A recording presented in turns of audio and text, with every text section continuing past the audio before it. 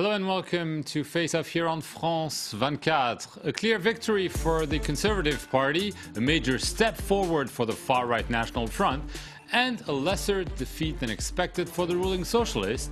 In addition, a higher turnout than expected. So the first round of the local elections last Sunday had nearly everyone smiling.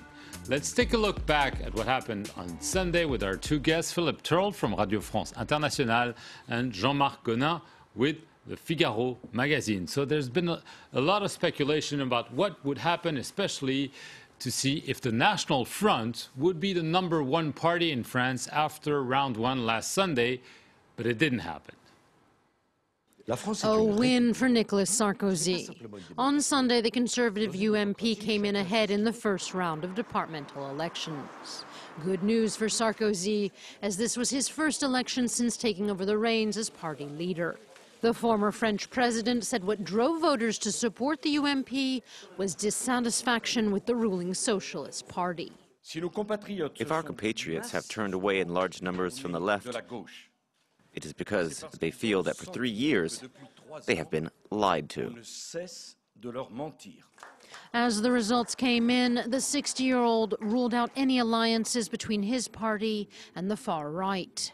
It was a hard night for the ruling Socialists. They came in third and could lose control of 30 of France's 101 departments. But they had one consolation. Tonight, the far right, despite its popularity, is not the leading political party of France. The National Front came in second place, not the win they'd hoped for. They were, however, ahead in 43 departments, a good sign for the second round, according to Marine Le Pen. Next Sunday will give us an opportunity to write a new chapter in history. For the second round, leaders on both the right and on the left are determined to block the National Front from gaining more ground. So a reminder of last Sunday's figures, the Conservatives got 29.5% of the votes, ahead of the National Front, 25.7%, and the Socialists with 21.2%. The clear message for the Conservatives, especially for Nicolas Sarkozy, it is a clear-cut victory. Yes, it's indeed a personal triumph for him. Since he came back to active political life, he missed a lot of opportunities, and in his own party, there were doubts about him if he was able to lead again and to win the next presidential election. At least this hurdle he has passed very well, and the party is a clear leader. So he is in a position now with a credible alternative to the socialist president, and he feels, you could see it on his face on the very evening on Sunday. Smiled. He smiled, and he was the Sarkozy, the battling Sarkozy that he used to be, and you could feel that he gained confidence on that very evening. Okay, on that very evening, Marine Le Pen, the leader of the far-right National Front, was certainly hoping to be the #1 party in France. This is the performance the National Front achieved at the European elections last year. They didn't achieve it. However, their performance, over 25% of the vote, is still a historical performance for the party. It's true, and I think if you look at the difference between the UMP and the National Front, I think that the National Front was actually the biggest victor on Sunday night, even if it was beaten overall by the alliance between the UMP and the UDI, which is the centrist movement, for two reasons. First of all, the National Front is only a single party operating on its own. It wasn't part of a coalition movement, two movements coming together to try to be stronger. And second, if you look back at all the way the National Front has increased its support over the last few years, it's 5 points more than it did in the European elections last year, 10 points more than in the last municipal elections, which have become the departmental elections this time round. So the National Front has become very much a part of the local landscape in France. It's not just a party that's trying to take power nationally, it's also locally becoming much more integrated into the political landscape. And we've now got this situation in France, which is relatively new, where we're no longer in a bi-party situation with two parties vying alternatively for control. We now have three parties. We have the Socialist Party on one side, the UMP and the UDI, if you like, on the right, and the far-right National Front, which is now an integral player in that three-party system, which has been, I think, the big discovery this weekend and something that all French politicians are going to have to play with now in the future. And if I may add something, the candidates the National Front fielded in all these constituencies were Mr. and Mrs. Nobodies. And although they were totally unknown, which is a very difficult thing normally in a French constituency, especially for that kind of election, they did a good result. That is, people voted for Marine, for the party. They didn't even know the people who were running for the party. And as you said earlier on, I think that basically a lot of support for the National Front is, and for the right, for Nicolas Sarkozy, is coming from dissatisfaction with François Hollande, his incapacity to bring down unemployment and bring back economic growth. Local issues played some role, but I think national issues have played a great role in this poll. That being said, the Socialists were fearing that they would get less than 20%, and they did fairly better than they feared, maybe. I mean, I'm not saying it's a stellar performance, but it's still something they can live with. Yeah, well, you have to look, the polls were pretty wrong in that election. So everybody thinks, well, they did better than the polls, so it's not so bad. But the polls had no experience in that because the system was totally changed. So, but the Socialists are extremely low. I mean, they might lose out of about 60 departments they are holding now.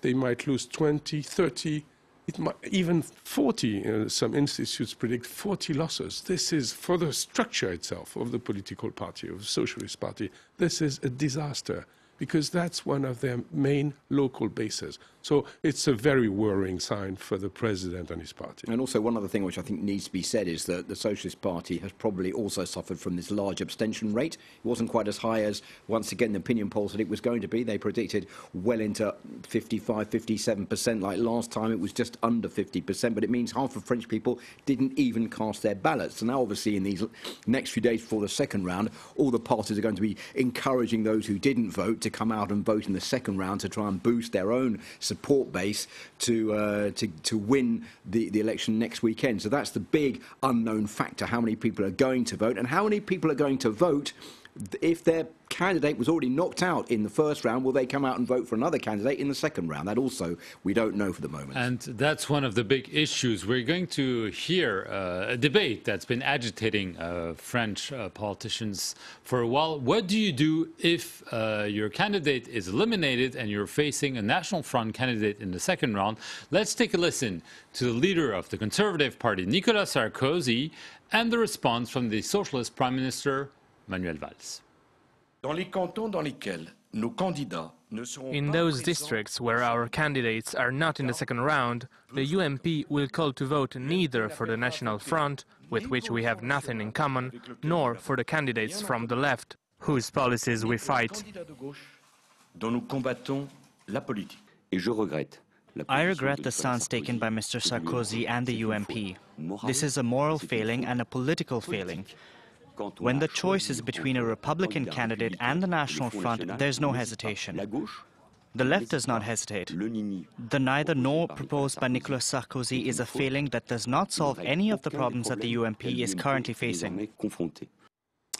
Jean-Marc Gonin, the neither nor of the Conservatives has been creating debates among the Conservative Party, but it is clearly something that is not pleasing the Socialists. Well, the Socialists make it a moral issue.